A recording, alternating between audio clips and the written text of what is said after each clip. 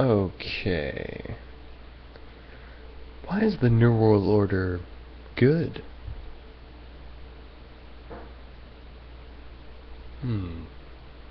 Why would that be good?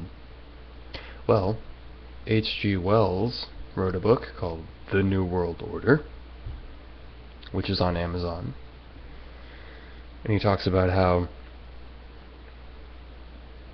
a global socialist democracy dedicated to human rights and freedom of market, travel, basic human rights, all these things, would be fantastic, right? Doesn't everybody want that?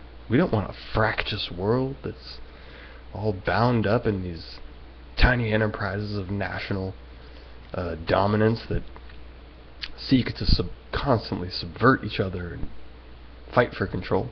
We want synergy. We want a fused global system as much as we can, right? Love your neighbor, talk to them, be a part of their world, don't shut them out, etc. Clearly that would be a good thing.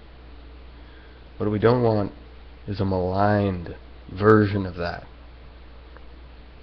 which would make it easy for a corrupt system of government to come in and exert their own power and control and unfair conditions for the masses of the population. But if that were to happen,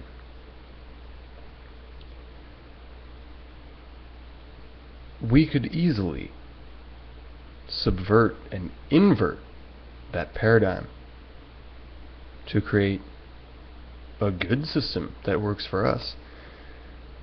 Let them lay the foundation for the New World Order. Let them do it with the intention, their extreme will for power and control and dominance. Because we don't have it. I don't have it. I can do a small good, a small amount of good deeds in my lifetime. Not very big ones. I might pick up trash or something like that, right? You might volunteer at a homeless shelter. That's big of you. Good. But are we really going to collectively get together and start, a beautiful world, a new world? I mean, I don't know. I don't think we have the will for that. I don't think there's enough punch there in people's hearts. But I think if that were to happen, the way it would be done is by this vicious, evil, satanic, occult, Bilderberg, Zionist group, etc., that comes in and lays down the infrastructure for this New World Order, right? They're the ones who really want it because they have something to gain personally.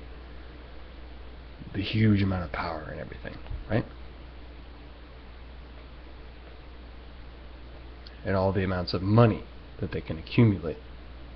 They'll be able to get that. Make no mistake. That's what they think. That's what drives them. And then they have the occult beliefs to back it up. Let them do that. Let's just let them do that. Because what we want and what they want is structurally similar. And yet different in perspective. Opposite in perspective. As you may have noticed, perspectives tend to swing from left to right, top to bottom, 1 to 2, or 0 to 1. They move back and forth. Once momentum goes one way, it reaches an endpoint. Because that's what momentum is. It swings. Momentum always swings. That's how you get momentum, is from the other swing. Let them swing one way.